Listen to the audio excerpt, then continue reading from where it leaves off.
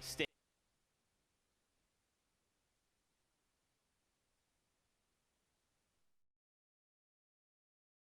There they are, Zagu and Meram. Remember, these are FNCS champions. They literally just won the FNCS that passed, and now we will see them compete. When we look at the stats, man, I'm pretty worried for everybody else. Listen, we were just talking about, Vadil and Janice, who coming into this event are a lot of people's favorites, right? But right there, they had 310 points in one of those Elite Cups. Right there, I saw them have 344. There's a little bit of competition going on there. And as you can see from the camera shot, I love it, the preparation. They literally have printed out sheets of spots on the map, things that can help them out through this competition, anything to give them the edge. And from the moment that we saw just how much energy they were actually bringing with them on their initial walkout, to the point of them sitting down here now, their faces do not indicate any sort of nervousness. They could very well be a big part of the bamboozlement to take place here with the international flavor. I mean, they're up against Commandment and Avery, right? I feel like this could go really well for one of these duels. It could be really messy. I mean, what do you think, Vivid?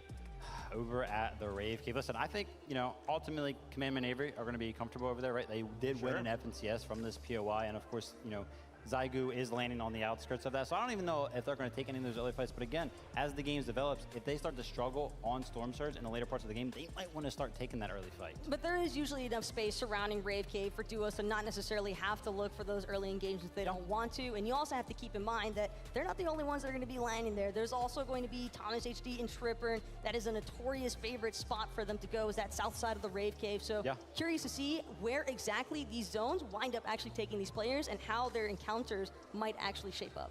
That's right. There is a duo here that is quite terrifying. Out of Brazil, not a big deal. The fans of them are up here in the audience. It's King and Ed. I mean, the crazy thing is, King is one of the most winningest players. I mean, the crowd's already going crazy. There it is. One of the most winningest, one of the single-handedly craziest mechanical players you will ever see in your life. But when you pair it up with just stopping power, which he also has by himself, he is a one-man army. Yeah. Listen, of course, King representing FaZe, and shout out and congratulations to Ed. Recently, just days before the event, signing the Team Liquid. Amazing opportunity there. As you can see him dripped out in the jersey, showing it off here at the Invitational. And what I love most about this is that, again, we're here in person, right? So we can go into the practice room, we can kind of see what's going on. King and Ed, 2v2 matches almost day and night, in and out. And listen, they were dominating players from every single region. But the sheer presence that you have as an international player, and I'm speaking about King here, because the fact that he actually has audience members with signs of his name at an NA-based venue, that alone speaks volumes for the kind of impact that he has had on the Fortnite scene. These guys are uncontested. We already know what this means for everybody else. It means they're going to get a free pass into the mid-game. If they are allowed this opportunity, what the heck is everybody else going to look to do to try and stop them? Nothing. 12 games of pure aggression from King, and that's what it means. Just straight up, nothing else.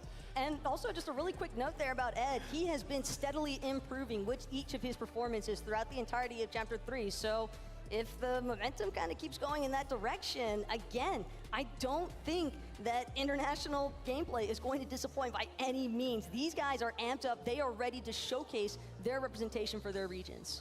That's right. We want to come on over back to NA. We got to talk about Fams and Snacky, an iconic duo, to say the least. That's pretty good.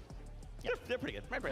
That's pretty right. Only, 2 FNCS wins just in this chapter, followed by a 3rd place, all that, and the aggression from Tilted Towers. I can tell you right now, watching some of the Elite Cup games, they do not like to leave Tilted Towers without at least trying to find a fight. And I think that's going to play into the part, right? Some of the other players landing at Tilted Towers might not be expecting, maybe they came into this like, we're going to split it. No, I'm pretty sure they're going to be aggressive. And we've already touched on a little bit with this duo earlier today, but they are, in fact, certified point getters, because on top of that stat that I gave you guys earlier, we're out of 36 FNCS finals games for Chapter 3. They only went 2 without elims. Well, guess what else? They didn't go a single game in Chapter 3 FNCS finals without scoring points of any capacity throughout every single round.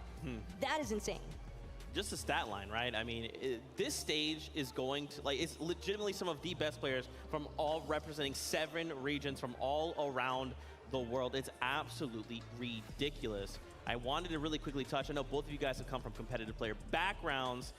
You know what this feels like, to be on a stage like this, to be in front of a crowd like this. What are some of these players feeling right now? Listen, some of them, they're looking locked in, right? They're looking like focused. They're not even thinking about the crowd. They don't even see the crowd beyond the monitors right now, which is really, really good for some of them. But I'm telling you, some of them are probably just really good at hiding the nerves, because being at these events, it's a different atmosphere. We talked about it time and time again. It is not the same as playing in your room at all. You will have all these lights. Maybe the desk is a little bit of a height difference. The chair is a little bit different than what you're used to, and it all plays into part, how well you're going to do. I remember as a player myself feeling a little bit uncomfortable on the stage, not because of the crowd, not because of the lights, but simply because of, slight changes in how I was used to sitting. It's just not your home setup, and that's going to be naturally difficult for any player to overcome, no matter how much in-person or LAN experience they might actually have underneath their belt. But one thing that I always find a little bit fun, talking with some of the players, even yesterday and in the player lounge, it's asking them what are their kind of like little tips and tricks. I want to know how many of them like taking their shoes off, for example, because it's just that it adds that extra little safety net of just, hey, I feel more like I'm at my in-home environment. Yeah, 100%. And this is all like, I know it sounds like, oh, take your shoes off. That's like a joke right now. This is legitimately, man, like when a player is comfortable, they will perform better. It's proven. Why don't we go hang out with, we got with Tokata, Mini Miner. Are you guys in the player area? We are indeed, Zeke. Now, some of these players might have their shoes off, but we've got our thinking hats on about this day today at Takata. I mean, we've got 2 days of Fortnite action. I'm excited. We're going to be breaking everything down tomorrow and today, of course, but how excited are you? Look, I'm incredibly excited, right? There's so many storylines that have yet to be built, right? We have Malibuka and Merstash going against European GOATs, Titans, right? Tayson and Chapix down in the cloudy condos, and even with the third duo there, Aqua Reason, with a possible third party. I'm excited to see that engagement. We even have Mr. Savage being contested up north, closer to Logjam, and then down at the Synapse Station, Joe and Ziandi, which are no longer contested because now Baka and On1 have moved up north to Mr. Savage and his duo's drop spot. I mean, there's a lot of action to unfold. Mini, I'm excited. I'm super excited as well, but things can change, of course. We know how these drops are maybe going to form. We see some people moving around and changing up their idea of how they're going to play this. So be on the lookout for some changes. Be on the lookout for some of these players and teams that are thinking, actually, you know what, let's switch things up. Let's go for plan B, plan C, plan D, plan Z, maybe. Who knows? That's what I love about Fortnite, right? Yeah. You never know what's actually going to happen, right? We might be able to see the drop map, see what these duos have planned ahead of time, but who knows? Maybe they have a not so great game 1, and then they have to change things up, or maybe even after halftime, right? 3 games down, you're like, okay, we're not doing too good. We got to change something up. But I'm excited to see who's going to be able to show that they've been practicing. They have been in the player lounge going against each other, even in creative, doing 1v1s, 2v2s. And I mean, there's so much to see. I really just can't wait. So much to see, so much to do, and I can feel the energy in the arena right now. But Zeke, please take it away. We're too hyped. Bro, I'm right there with you, man. I just cannot wait to see all of the action unfold before our very eyes. We're almost there. Just a couple little things before we start the battle bus on its journey. I wanted to highlight another duo, Cammy and Seti, right? For you longtime EU fans as well, these guys recently just won a DreamHack. They've literally came in 1st and 2nd place in a solos competition. They were the best 2 players at the tournament. And the thing that I love about Cammy and Seti is that individually, they kind of remind me of myself, right? That really slow, methodical game play style. They're not going to go for anything too flashy, anything too risky. They're just going to play their game out and play that top 10, top 5 consistent every single game, because they are landing at that mid-map spot uncontested.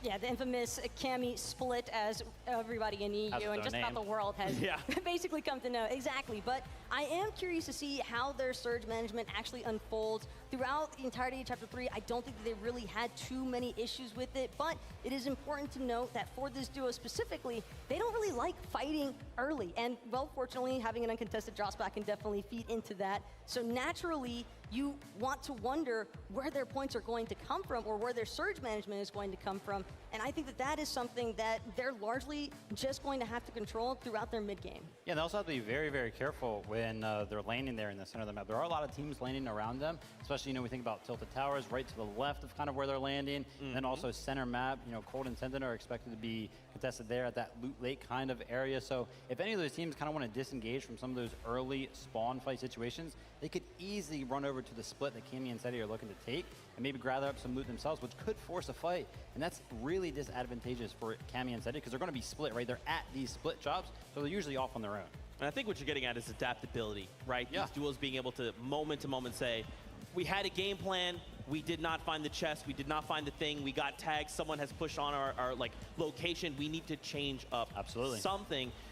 What does that look like, man? Right? Like, if this was EU, FNCS, I'd be like, oh yeah, no problem. I got all the notes for you. But it's NA East, it's NA West, it's Asia, BR, OCE, you know. There's so many other regions that you have to kind of be accounting for. And not only their own meta, it's that duo, right? Like, oh, I know they're from BR and they do this. Oh, great.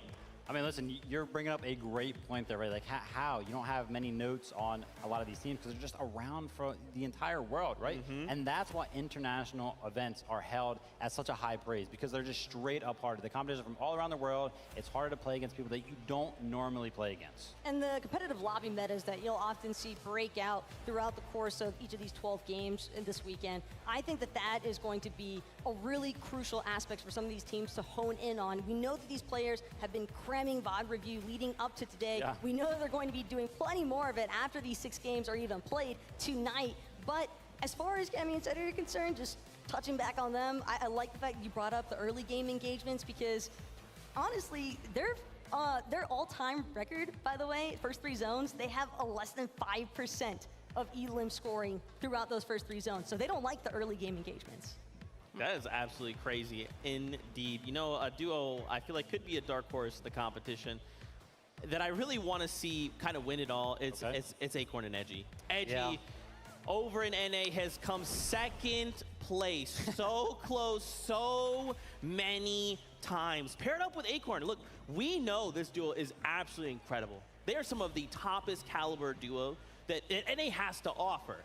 But Edgy just hasn't been able to grasp that #1 spot. And what I feel like for me to come out of this event and say, I'll walk away with the Swarovski trophy, baby, that'd be pretty sweet. Look at Edgy waving. What's up, Edgy? Listen, Edgy loves it, man. You know, we're laughing at him getting, 2nd place 4 times. He himself, last about it. Look at I wonder where he's landing. Quick notes. He has the picture of himself there. He's seen it a couple of times now. Tilted Towers. And look, they were being real confident coming into this event. Unfortunately, they are contested by a plethora of other teams over at Tilted Towers. I really think that if they were uncontested, they could probably run away with this event. We'll have to see what happens. I still think it's possible. I think it's a little bit less likely, but I was watching Acorn, yesterday, last night, even into the later night, 10, 11 o'clock. He was still VOD reviewing all the way up until then, so I'd love to see the practice coming out of this duo. But it's the fact that there's 5 duos at Tilted Towers, and literally none of them are willing to budge from this spawn. They all want their piece of the pie here at Tilted Towers, and whether or not this engagement could end up being worthwhile for the duo that even walks away, because when you think about it, Vivid,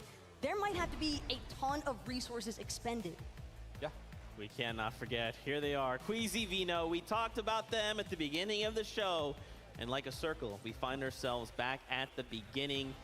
I mean, what more could we possibly say about this duo? They've basically been winning everything as of late. Queasy is looking in absolute top form. Vino has been crushing it. He's ready to go. You want to know something? So I used to be a professional player. Now I'm an analyst, right? Both are very heavy when it comes to the VOD reviews. I pretty much have just done it for the past 5 years. Very intense. I love it. It's awesome. I have never watched a VOD review and been like, wow, I am impressed on an individual level. Because I've been at the top before, right? You know what I mean? I've seen pretty much everything that these players can do. You're still first in our hearts, Vivian. Thank you very much. I appreciate that. Vino, I VOD reviewed him for this event. It's an international event. I'm typically on the NAE side of things, but let me dabble in EU so that way I'm prepared for this event. I'm watching Vino. Individually, like I said, I've never been impressed. I was impressed. He seems so clean. Every single action that he does, it seems like it has a purpose. And I genuinely have never seen that out of an individual player, ever.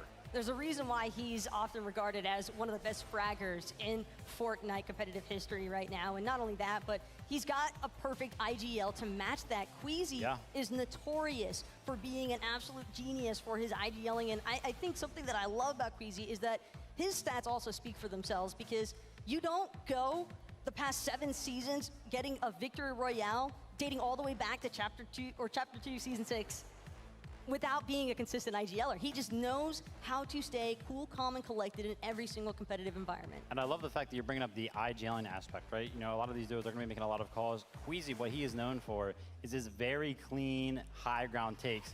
It just always seems so methodical and flawless whenever he does it. So the pairing is very, very well. And then that's not even like one of the most exciting parts is they always seem to find those mid-game dead side rotations that work out so well that keep them alive into the end game very consistently.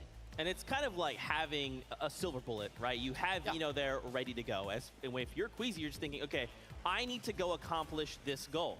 I'm going to point my silver bullet in a direction. There's an enemy over there I don't like. Vino, why don't you just go 1v2 them for us and then bring their loot and ammo back and builds, and then I'm going to be up on high ground, okay? I'll see you in 30 seconds. So that's not a joke. I'm laughing because, you know, 1v2s, right? They seem impossible, especially on the international stage. But no, like, literally, Vino, he just does it so often, and I cannot wait to get to the game. That's right. Guess what? Ladies and gentlemen, Fortnite fans, we're ready. The battle bus is all ready. The players are on board. So let's do this. It's game number 1. Here we go. It is time. It's one just big moment away from really kicking it off. All that preparation, we're going to have to put it into it. The battle bus is ready. Let's go, Jacob. It is time. Game number 1 of the FNCS Invitational starts right now. 27 different countries are represented. 88 different champions. Overall, this is just amazing. And just look at the concentration on the players' faces as they start to populate onto this world. Put yourself into their shoes.